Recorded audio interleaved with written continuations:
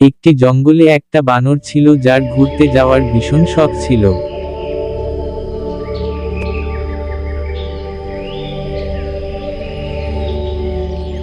সে তার পশুরাজ সিংহের সাথে এই ব্যাপারে কথা বলল।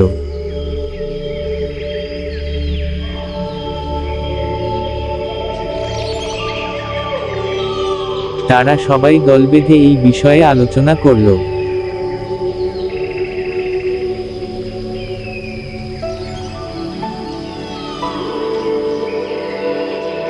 পশুরাজ বানরকে অনুমতি দিল। বানরটি তার পরিবারকে বিদায় জানাতে এলো।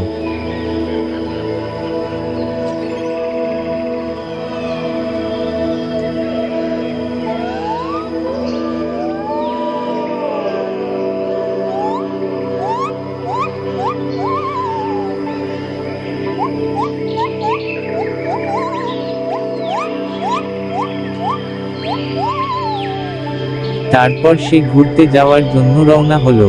সে শহরে পৌঁছে একটা পোষা বানরের সঙ্গে দেখা করলো। তারপর সে একটা মেয়ের সঙ্গেও দেখা করলো, যে এই শহরের সম্পর্কে বলল।